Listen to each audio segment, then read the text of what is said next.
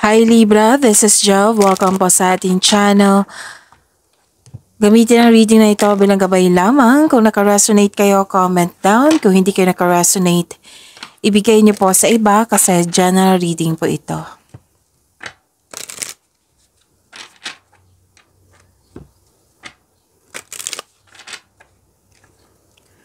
Para po ito sa inyo, Libra.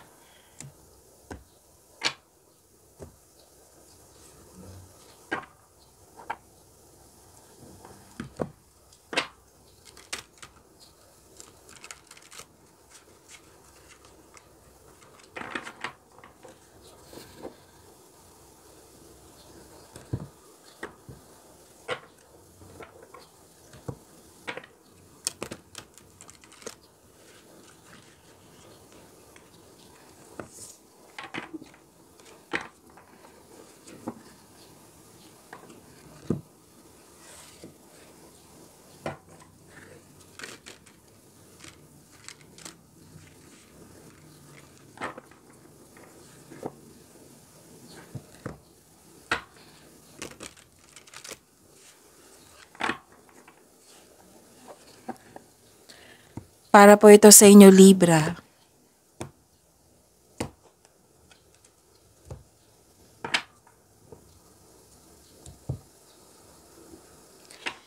Maraming salamat po sa inyong patuloy na suporta at maraming salamat din po sa mga hindi nag-skip ng ads. Gamitin ang reading na ito bilang gabay lamang. Sa mga hindi pa nag-subscribe, subscribe na po kayo at click bell notification para malaman nyo na may bago tayong video. Para sa mga gusto magpa-reading, comment po kayo ng personal reading. Again, comment kayo ng personal reading and check my reply sa comment section.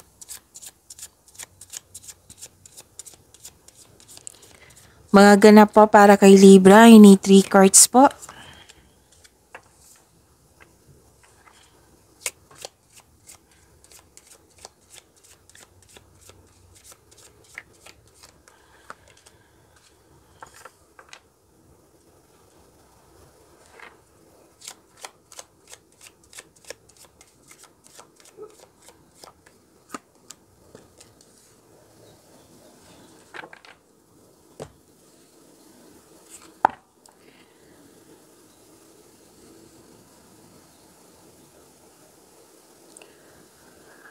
Pwedeng may bago kayong kaibigan, bagong kasamahan na magaan ang loob mo sa kanya. Pwedeng bumili kayo ng gamit or may kasama kayong pet or may bago kayong pet na nagbigay ito ng pamper sa iyo. Ang ilan sa inyo na hired as katiwala, nakita ko rin dito na may companion, sinamahan ka ng favorite person mo. Oo, at natuwa ka kasi very loyal siya sa'yo at supportive sa'yo. So mag-ingat kasi may tao ditong mahirap kausap. Oo, mahirap po siya kausap. Pwede din na nagkaroon ng delay. Oo, delay sa paggawa ng desisyon, delay sa paggawa ng aksyon, or delay sa hinihintay nyo. Tapos may career stability. Wow, career stability. Pwedeng may dumating na opportunities or project na bibigyan mo ito ng long-term plans.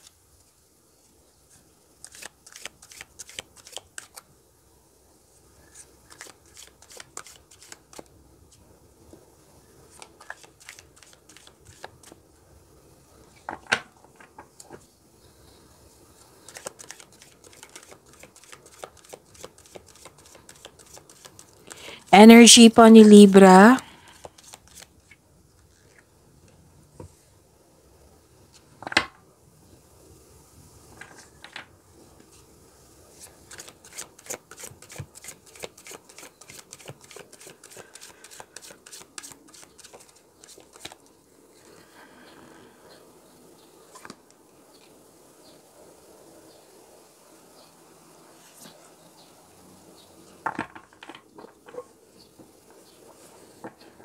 Kung may narinig kayo or may nakita kayong repeating message, meaning to say, pinupush ng cards niyo yan. Like for example, nanood kayo ng weekly gabay tarot reading nyo, monthly gabay tarot reading nyo, na-uploaded nung nakarang araw.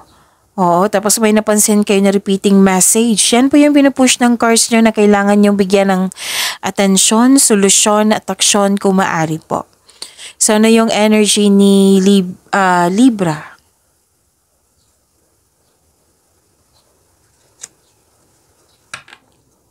Nagkaroon ng truth seeking, nanindigan, assertiveness. Actually, this is your... Okay, so this is your card, air signs. Air signs is Gemini, Libra, and Aquarius. So, panahon na para umaksyon kung alam mong nasa tama ka. This card ay sumisimbolo ng katapangan at confidence. This card tells you to be careful sa mga ginagawa at pinipiling desisyon. May tao dito na mabilis yung pagdating or mabilis siyang pumasok sa buhay mo. Oo, sobrang bilis or naging aggressive to. Oo, or kayo naging aggressive. So sabi ng card nyo dito, makinig po daw kayo sa intuition na kung mas mabuti po na kilalanin mo ng mabuti yung tao. Okay? So, ang pagiging mas paninindigan at nakatuon sa iyong layunin or project ba ito, magdadala ito ng pagbabago. Lalo na sa inyong career and money. Actually, may nakita kong argument dito. Lalo na sa career and money. So, ihanda ang sarili na ipagtanggol ito sa anumang paraan. May mabilis na balita na dumating. Oo, ang mabilis na pagdating ng balita ay magiging productive ka. Bibigyan mo ito ng agarang aksyon o reaksyon. Magdudulot ito na baguhin yung kilos mo.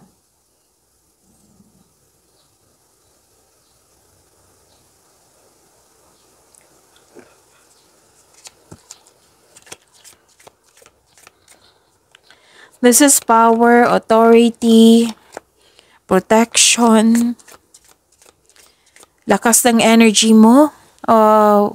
What I meant is malakas ang yung confidence. Malakas ang loob. Matapang. Mapagmahal at marunong sa buhay. Marami nang napagdaanan na hirap sa buhay bago naging successful. So this is authority, leadership, stability, at kalma kayo.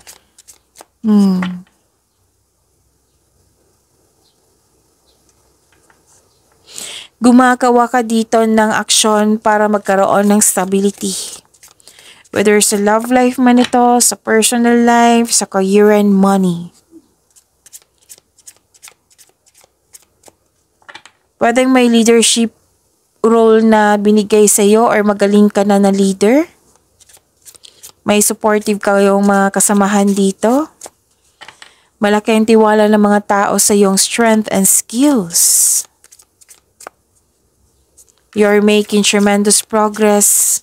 Pwedeng sa career, sa love life. Nag-level up ka na.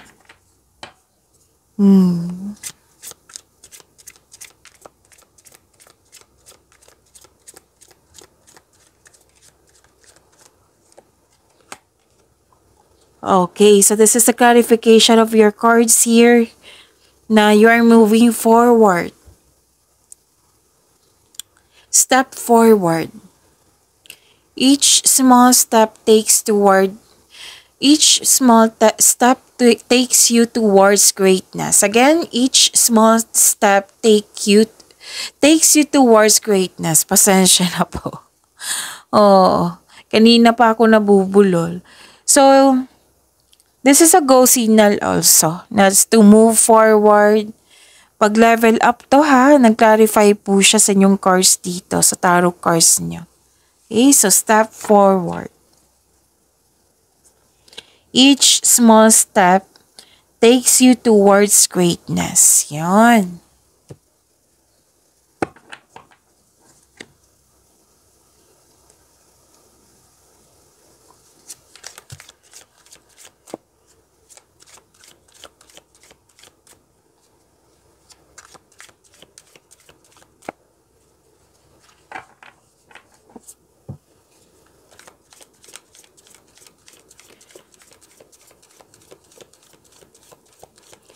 Career and money po ni Libra.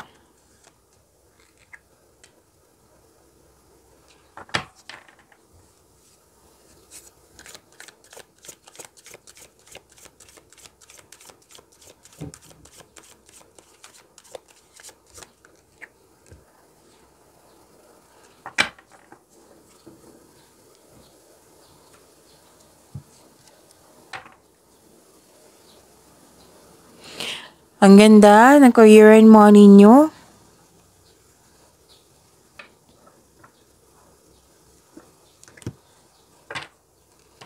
So this is about your growth and nagbigay ka ng mahabang pasensya. Gumagawa ka din ng plano. Ang sabi ng card niyo po dito, malapit mo nang maabot ang iyong goal sa buhay.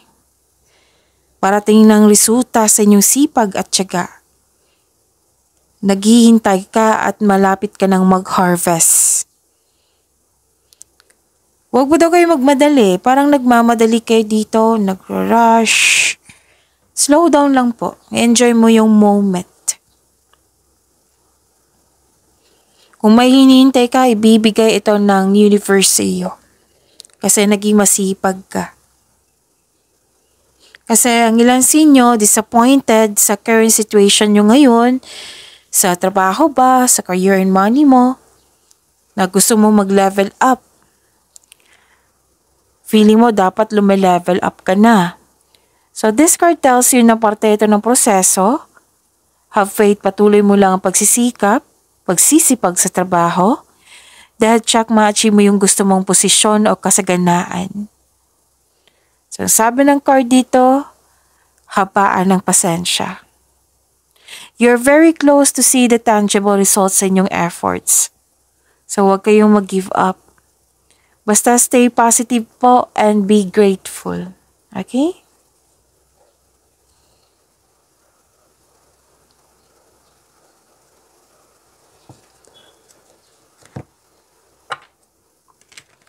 This is success and enjoyment.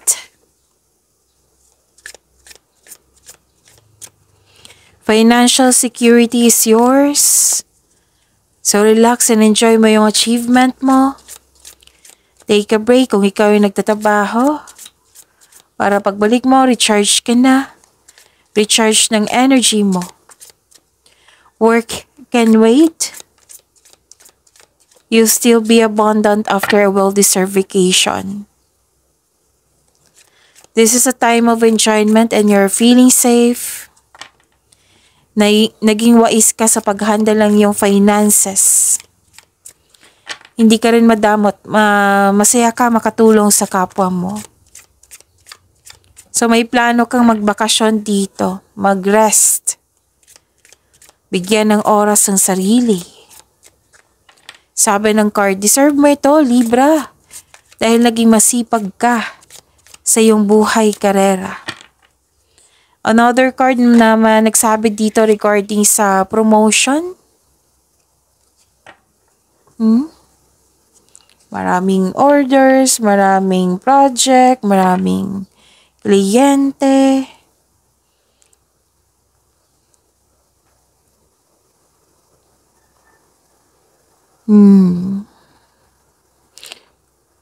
So this is, okay. So sabi dito, this is your lucky day.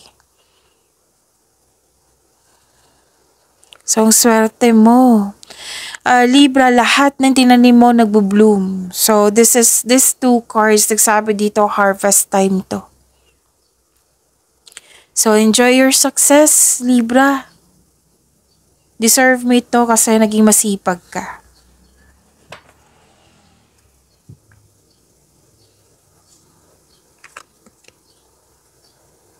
Okay. Look for unique approaches to create a new streams of income.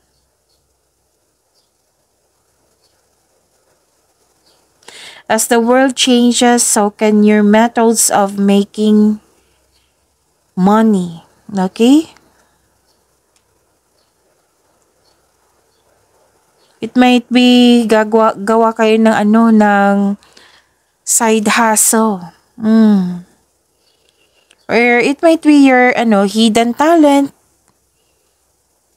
Oo, habit mo, mga hobbies mo. Maaring ito ay makatulong sa'yo para magkaroon ng karagdagang income. So, check nyo po.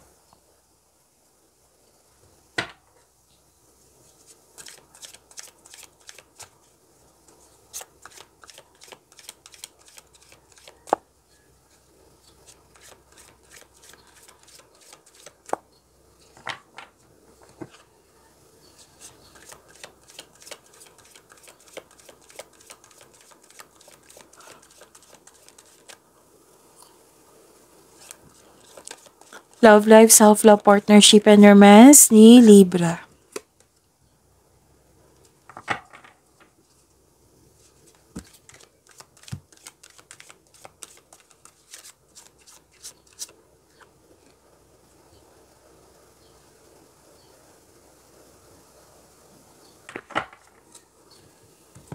Alam niyo, Libra, kanina pa ako inaantok. Tama yung tulog ko, pero might be this is your energy. Pagod na inaantok.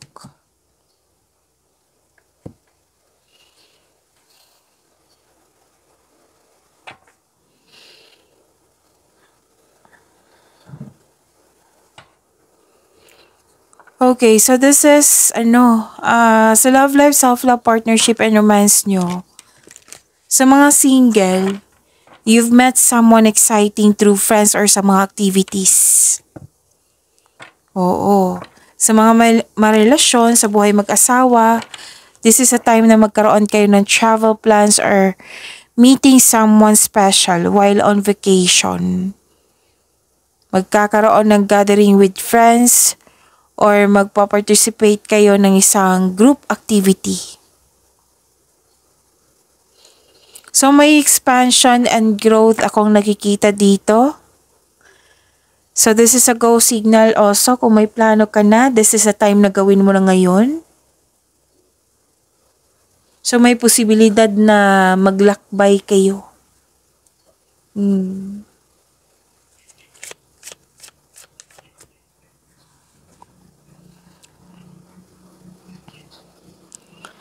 And another card na nagsabi dito na may success. Wow, ang ganda naman.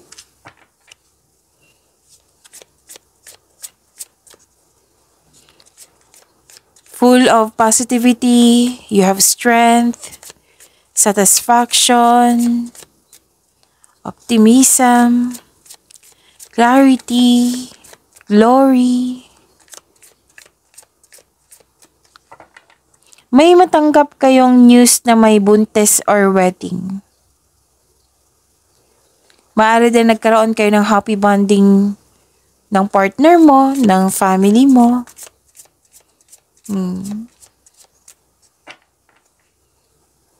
Sa mga single, may balak kayong mag-beach outing or camp outing to escape everyday pressures.